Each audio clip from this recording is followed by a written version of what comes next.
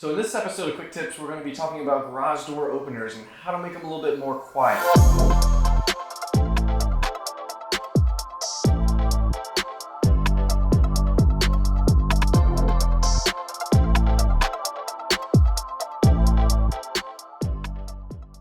This Quick Tip series is going to be split into 3 separate episodes. This section of the series, we're going to be doing 3 things. The first thing is we're going to be inspecting.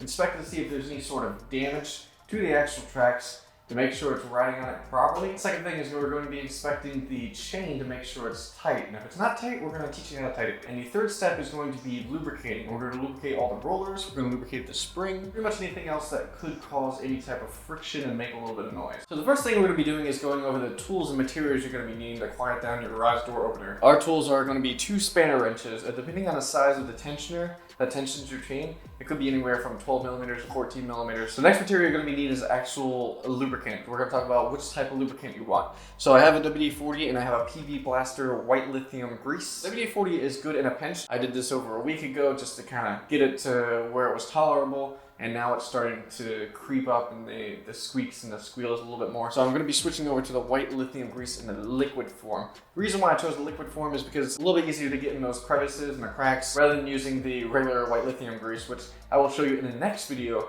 how to apply that because we're going to be actually changing the rollers with quieter rollers. All right, let's get started with the first step, which is inspection. So when you're inspecting the track, you want to make sure it's aligned properly. So you're going to look up and down the track to make sure it's straight, and if it's not, you're actually going to use these alignment bolts to correct this. You're going to loosen the alignment bolts, shift it in the direction that it needs to go, and then tighten it down to lock it into that place. Most of the time, you're not going to need to do this just in case it wasn't installed properly, or if it actually shifts after installation, it could cause issues making a little bit of sound because the rollers aren't riding on the track properly. So one very common issue is this chain right here. As you can see, once it gets loose enough, it can actually hit this metal beam right here when you open and close the garage. And you don't have to replace the chain, all we have to do is tighten it up. So when you go to the front of your garage door, you're going to see a pull handle, and on top of that pull handle is actually going to be the mechanism that has your tensioner attached to it. This right here is your tensioner. You're going to see your chain attached on both sides, and in the middle you're going to see these 2 nuts. What you're first going to do is find out what size these nuts are. Grab your wrenches, and you're going to loosen these nuts so you can tighten and cut out all that slack. So once you get these 2 nuts separated, you're going to want to tighten this nut down, because once you tighten this nut down, it'll pull this chain inward and actually make it tighter.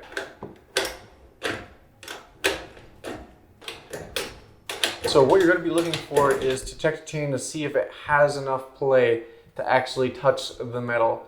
You don't want to tighten it any more than that because you can put a little bit more strain on the chain than you actually want and can cause extra wear on the chain. Once you have it nice and taut, you want to take these 2 nuts and snug them together so that way the extra tension on the chain doesn't change when you're using it. So once you inspected the areas and found out there was no damage to the actual garage and then you tighten the chain, the next step is actually going to be to lubricate all the parts. What we're going to be doing is using that white lithium grease to get in those little crevices and to lubricate it so it doesn't bind up and it makes a lot less noise. So you're going to let that sit in for a little bit, then you're going to grab a rag and wipe off all the excess. So once you're done lubricating the coil and tightening the chain, the next step is to lubricate these guys right here. These are the main culprit when it comes to opening and closing your garage, the squeaking sound. So let's go ahead and lubricate these rollers and see how it sounds.